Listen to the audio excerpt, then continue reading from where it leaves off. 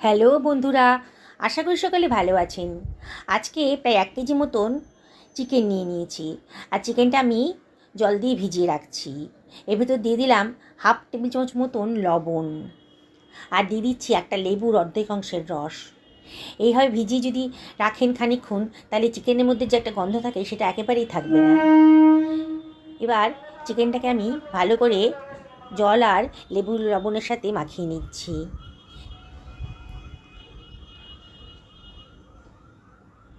দেখুন, জলের কালারটা কিন্তু কেমন চেঞ্জ হয়ে গেছে।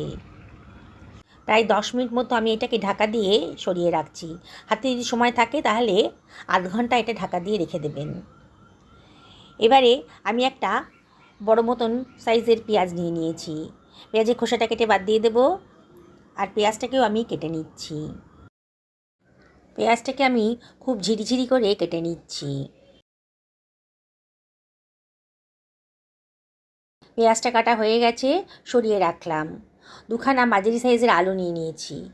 আলুর খোসাগুলো আমি কেটে বাদ দিয়ে দিচ্ছি। আলুটাকে আমি আগে থেকে ধুয়ে পরিষ্কার করে নিয়েছি।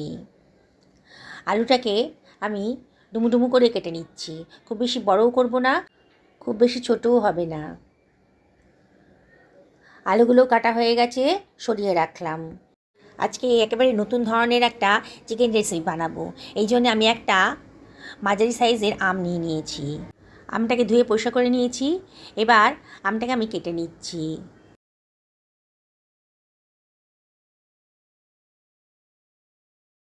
আমের খোসাগুলো আমি কেটে বাদ দিয়ে দিচ্ছি। আঠির অংশটাও আমি কেটে বাদ দিয়ে দেব। পুরো পুরো খোসা কাটছি না, কিছুটা কিছু করে খোসা কেটে বাদ দিয়ে দিচ্ছি। এবার আমগুলোকে আমি লম্বা লম্বা করে কেটে নিচ্ছি। কাটা হয়ে গেছে, সরিয়ে রাখলাম। 10 মিনিট হয়ে গেছে, আমি চিকেনটাকে লবণ জলে ভিজিয়ে রেখেছিলাম। এবার এটাকে আমি দেখুন, জলের কালারটা পুরো চেঞ্জ হয়ে গেছে। এবার এই জলটাকে আমি ফেলে দেবো, দিয়ে 2-3 বার চিকেনটাকে ভালো করে ধুয়ে নেব। জল ঝরিয়ে আবার পাত্রের মধ্যে রেখেছি। সরিয়ে রাখলাম। একটা কড়াই গরম করতে বসিয়ে দিয়েছি গ্যাস ওভেনে। এই কড়াইয়ের ভেতরে এবার দিয়ে দিচ্ছি 3 টেবিল চামচ মতো সর্ষের তেল। গোটা গরম মশলা দিয়ে দিলাম। তেলটা যখন গরম হয়ে গেছে, দারচিনি, লবঙ্গ আর ছোটো এলাচের মাথাটা ফাটিয়ে দিয়ে দিলাম। 1/2 টেবিল চামচ মতন গোটা জিরে আর 1/2 টেবিল চামচ গোটা মরিচ দিয়ে দিলাম। কেটে রাখা পেঁয়াজ কুচিটাও দিয়ে দিলাম। আর দিয়ে দিচ্ছি 1 টেবিল চামচ লবণ। এবার সব কিছু খুব ভালো করে মিশিয়ে নেব। গ্যাসের ফ্লেমটা হাইতেই রেখেছি। আর মাঝে মাঝে কিন্তু একটু নাড়াচাড়া করে দিতে হবে। পেঁয়াজের কাঁচা ভাবটা যখন চলে গেছে, তখন আমি এর ভেতরে দিয়ে দেব 1 টেবিল চামচ মতন আদা রসুন বাটা। দিয়ে আবারও সব কিছু খুব ভালো করে মিশিয়ে নিচ্ছি। বন্ধুরা, রেসিপিটা ভালো লাগলে পরে লাইক, শেয়ার, কমেন্ট করতে কিন্তু ভুলবেন না। আরও মিনিট খানেক একটু কষিয়ে নিলাম।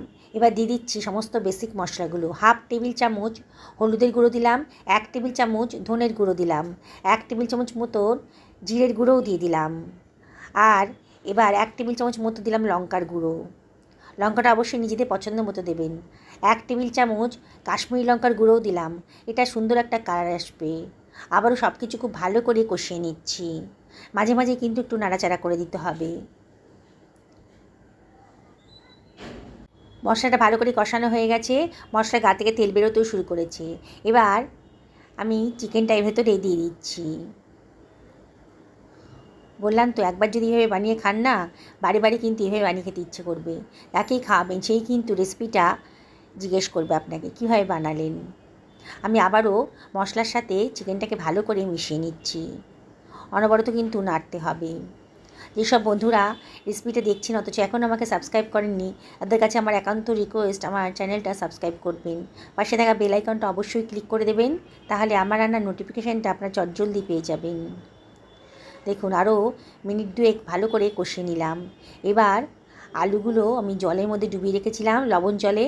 আলুর ভেতর অনেক স্টার্চ থাকে, তো লবণ জলে ভিজিয়ে রাখলে পরে স্টার্চের পরিমাণটা একটু কমে যাবে। জল থেকে ঝরিয়ে নিয়ে আমি আলুগুলোকে দিয়ে দিলাম। দিয়ে আবারও সব কিছু খুব ভালো করে মিশিয়ে নিচ্ছি। আজকে আলু দিয়ে এই চিকেনটা রান্না করব। একেবারে নতুন ধরনের রেসিপি। চিকেনের নানান রেসিপি তো আপনারা খেয়েছেন, আর এই চিকেনের এই একঘেয়েমি রেসিপি খেতে খেতে আপনারা বোর হয়ে গেছেন। আজকে আমার মতন করে এভাবে বানিয়ে দেখুন।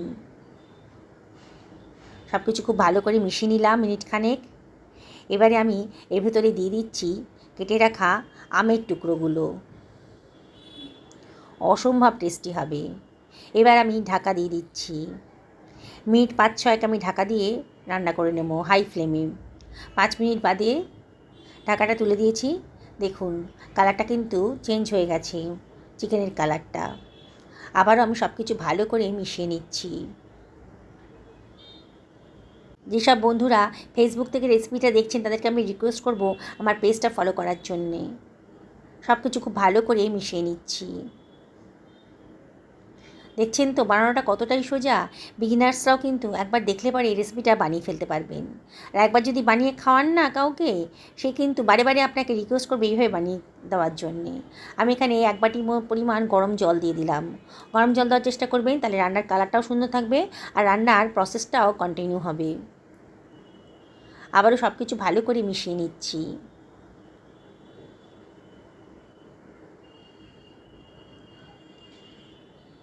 দেখুন বন্ধুরা সব কিছু ভালো করে মেশানো হয়ে গেছে। এবারে আমি এটা ঢাকা দিয়ে রান্না করে নেব। আমি এটা মিনিট 15 মিডিয়াম টু লো ফ্লেমে ঢাকা দিয়ে রান্না করে নেব।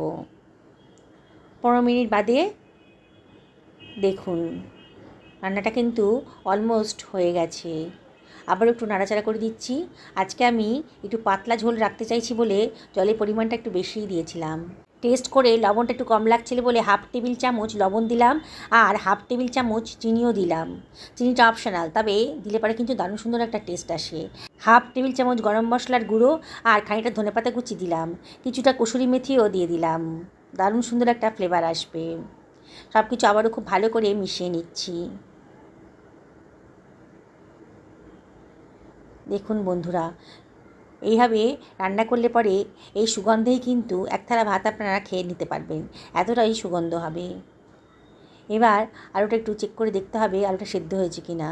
দেখুন আলুটা এখনও সেদ্ধ হয়নি, আরও মিনিট 5 আমি এটা ঢাকা দিয়ে রান্না করে নেব। লো ফ্লেমে 5 মিনিট রান্না করার পর দেখুন কালারটা।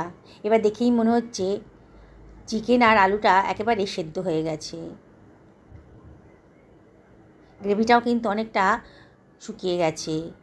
এরকমই গ্রেভি রাখতে চেয়েছিলাম, তবে আপনারা যদি মনে করেন একটু পাতলা রাখবেন তাহলে একটু জল দেবেন, আর যদি মনে করেন আরেকটু ঘন করবেন তাহলে আরেকটু শুকিয়ে নেবেন। দেখুন কালারটা কতটা লোভনীয় হয়েছে, দেখেই কিন্তু বানাতে ইচ্ছে করবে।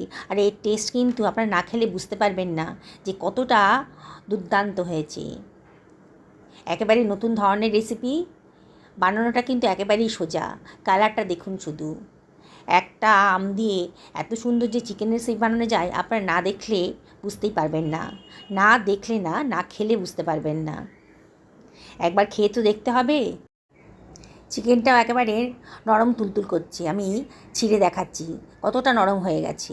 বাড়ির ছোট থেকে বড় কিন্তু দারুণ মজা করে এই রেসিপিটা খেয়ে নেবে, আর আপনাকে বারবারই রিকোয়েস্ট করবে এই রেসিপিটাই বানিয়ে দেওয়ার জন্যে। আমি আপনাদেরকে আবারও রিকোয়েস্ট করব একদিন বাড়িতে বানিয়ে ফেলুন, পরিবারের সকলকে খাওয়ান, নিজেও খান।